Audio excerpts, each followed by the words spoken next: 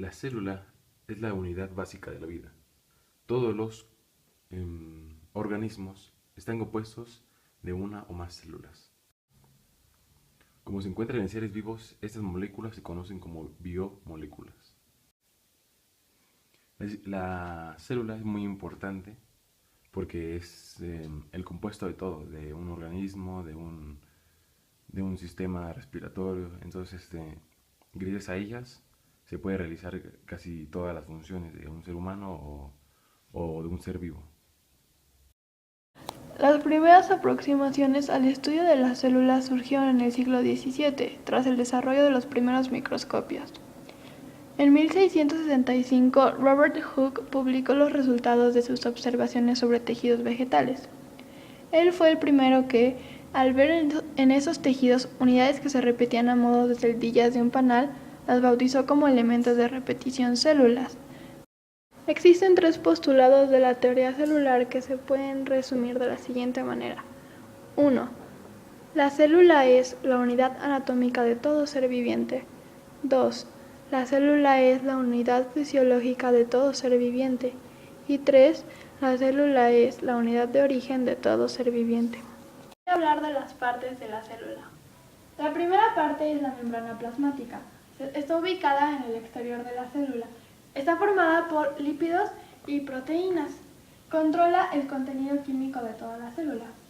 La segunda parte es el citoplasma. Esta conserva en flotación los órganos subcelulares y ayuda en su movimiento.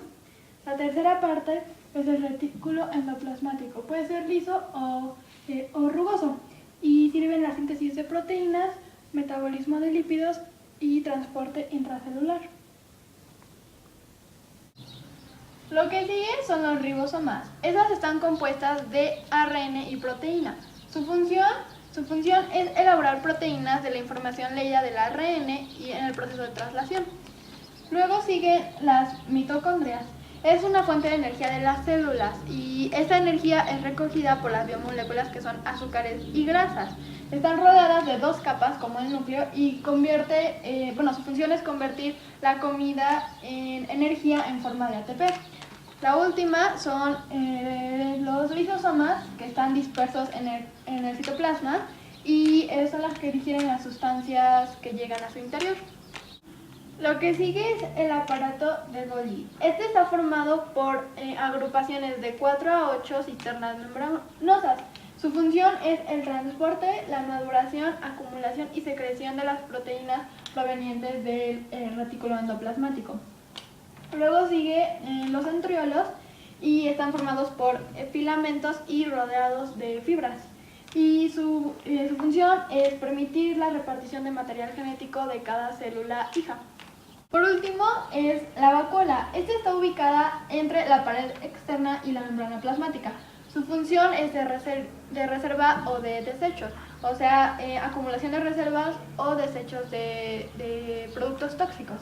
Luego está el nucleolo dentro del núcleo y su función es almacenar ARN. Y el núcleo controla todas las actividades celulares y protege el material genético. Esa es su función más importante. Y ya. Características estructurales y funcionales de la célula.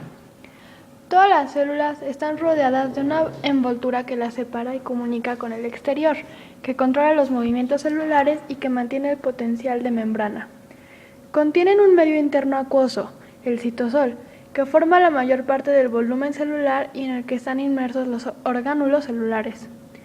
Poseen material genético en forma de ADN, el material hereditario de los genes y que contiene las instrucciones para el funcionamiento celular, así como ARN, a fin de que es el primero que se exprese. Tienen enzimas y otras proteínas que sustentan, junto con las biomoléculas, un metabolismo activo. Las características funcionales. Nutrición. Las células toman sustancias del medio, las transforman de una forma a otra, liberan energía y eliminan productos de desecho mediante el metabolismo. Crecimiento y multiplicación. Las células son capaces de dirigir su propia síntesis. A consecuencia de los procesos nutricionales, una célula crece y se divide. formando dos células, en una célula idéntica a la célula original mediante la división celular. Diferenciación. Muchas células pueden sufrir cambios de forma o función en un proceso llamado diferenciación celular. La diferenciación es a menudo parte del ciclo celular en que las células forman estructuras especializadas relacionadas con la reproducción, la dispersión o la supervivencia. Señalización. Las células responden a estímulos químicos y físicos tanto del medio externo como de su interior. Evolución. A diferencia de las estructuras inanimadas, los organismos unicelulares y pluricelulares evolucionan. Esto significa que hay cambios que pueden influir en la adaptación global de la célula o del organismo superior de modo positivo o negativo. El resultado de la evolución es la selección de aquellos organismos mejor adaptados a vivir en un medio particular. La célula procariota. Procariota significa etimológicamente pros, antes y carión, núcleo. Es una célula sin núcleo celular diferenciado, es decir, su ADN no está confinado en el interior de un núcleo, sino libremente en el citoplasma, a diferencia de la célula eucariota.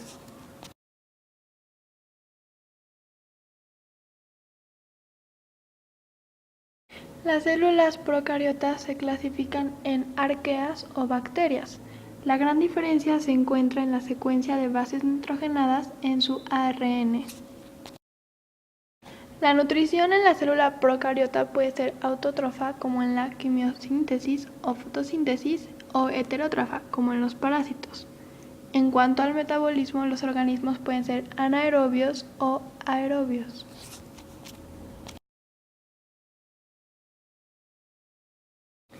Los tipos de célula procariota según su morfología puede ser coco, bacilos, vibrio y esperilios. La estructura celular procariota básica tiene los siguientes componentes: membrana plasmática, pared celular, citoplasma, nucleoide y ribosomas. También puede haber flagelos, membrana externa, endosporas y plásmidos. Su reproducción se da de dos maneras: reproducción asexual o conjugación. La reproducción asexual puede ser por bipartición o fisión binaria. La reproducción parasexual es para obtener variabilidad y adaptarse a diferentes ambientes. Entre las bacterias puede ocurrir intercambio de ADN como la conjugación, la transducción y la transformación. Las células procariotas se clasifican en arqueas o bacterias. La gran diferencia se encuentra en la secuencia de bases nitrogenadas en su ARN. La célula eucariota. La célula eucariota y la célula procariota comparten las mismas funciones, la misma nutrición y la misma reproducción.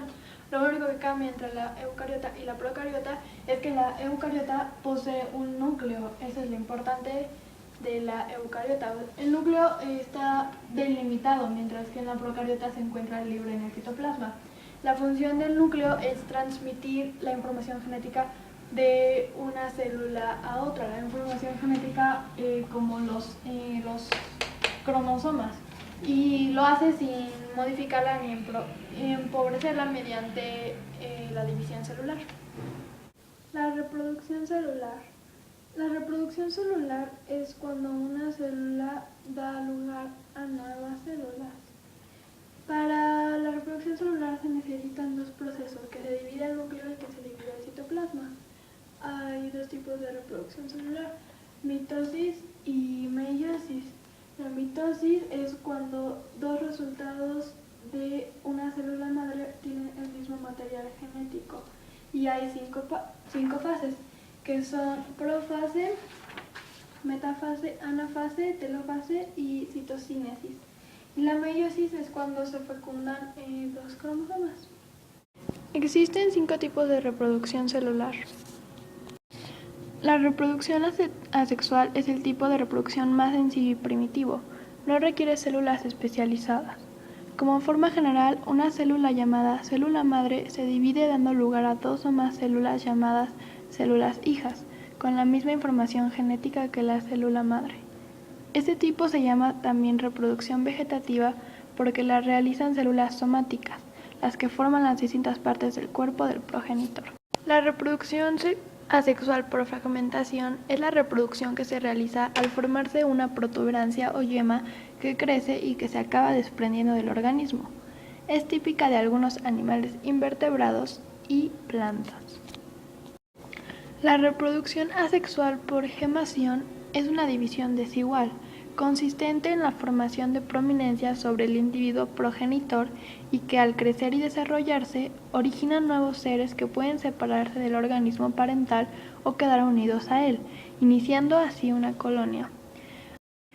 La reproducción sexual por bipartición es un proceso de reproducción asexual consistente en la división de un organismo unicelular denominado célula madre en dos organismos con estructuras idénticas. Dicho proceso se presenta en arqueobacterias, bacterias, levaduras de fisión, algas unicelulares y protozoos. La reproducción celular por esporulación consiste en la división del núcleo en diferentes partes, las cuales se rodean por el citoplasma y de esta forma se produce la conformación de esporas. Este proceso de reproducción se produce asexualmente por medio de mitosporas y en la culminación de un proceso de reproducción sexual por medio de esporulación meiónica. Este proceso es un proceso de diferenciación celular con el fin de la generación de esporas y su expulsión al ambiente.